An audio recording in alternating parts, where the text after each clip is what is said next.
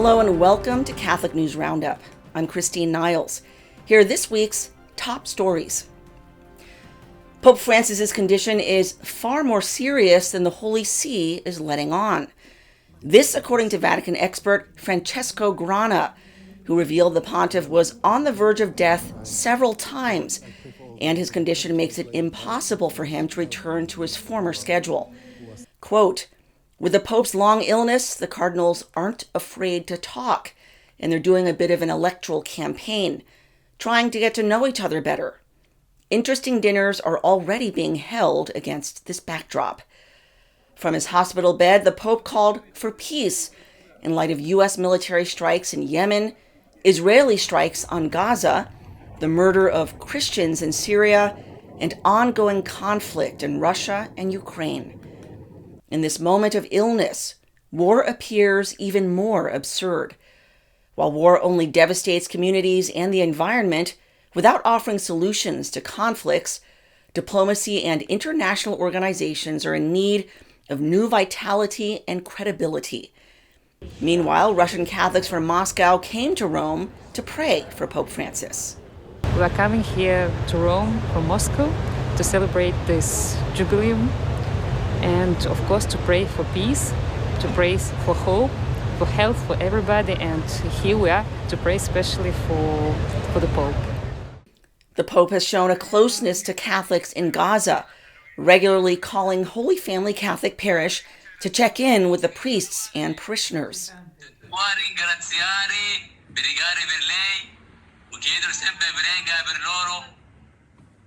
E prega a favore, non contro. A domani. A domani. Shukran.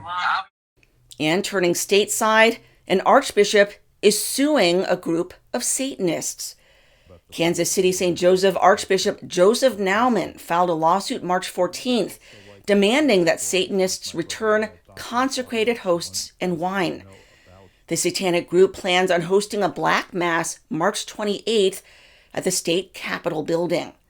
Michael Stewart, president of the Satanic Grotto, responded to the lawsuit, denying he had stolen anything, claiming they purchased communion wafers legally and that he would be consecrating the hosts. We are going to observe certain rules that preclude certain things from what we would do in private. Ours tend to be a little more bawdy, a little more ruckus, smoke and mirrors and fun.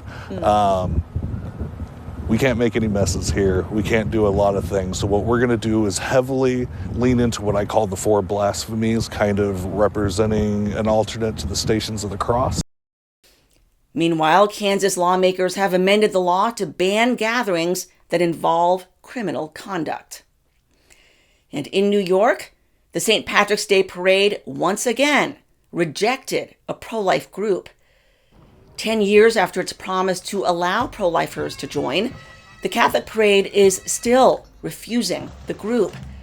Meanwhile, it allows LGBT groups to march under their own banners. John Aidan Byrne, president of Irish Pro-Life USA, commented, "Each year our pro-life group applies to march under our banner. We're either ignored or rejected by the parade as if we are a nuisance." And in Illinois, parents are outraged after their girls were forced to change in front of a boy. Girls at a Deerfield, Illinois middle school were trapped inside their locker room by faculty while a transgender was inside. The male student was present in the girls' locker room. Feeling violated, the girls made the choice to not change into their PE clothes with a biological male student present.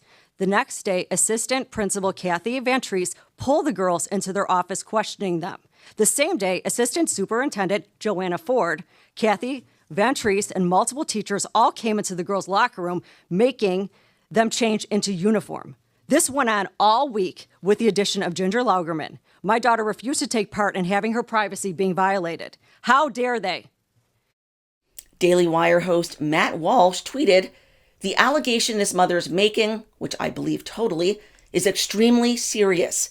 Forcing young girls to undress in front of both adults and a male classmate isn't just wrong, it's sexual assault.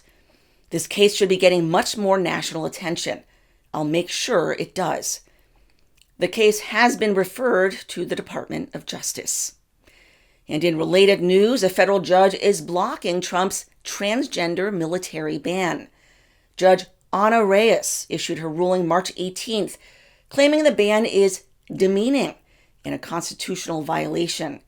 2 years ago, Reyes was lauded as the nation's first LGBTQ federal judge in Washington, D.C. This comes as multiple judges are blocking the president's executive orders, including federal judge James Boasberg, who actually ordered that a military plane deporting criminal gang members be turned around and brought back to the U.S. The plane, which was already over international waters, did not turn back. White House spokeswoman Carolyn Leavitt blasted the judge's overreach.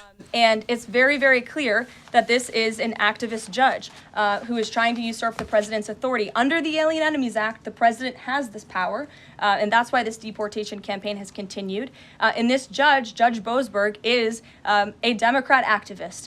He was appointed by Barack Obama. His wife has donated more than $10,000 to Democrats, and he has consistently shown his disdain for this president and his policies, and it's unacceptable.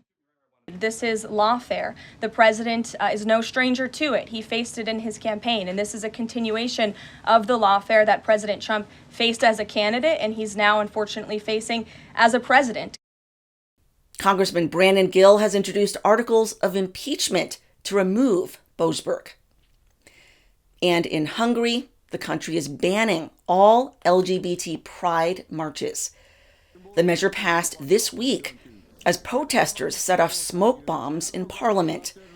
Prime Minister Viktor Orbán made clear the new Trump presidency affected this decision. Egyszerűen nevezzük Pride-nak, tehát ilyesmi nincs többé, ennek vége van.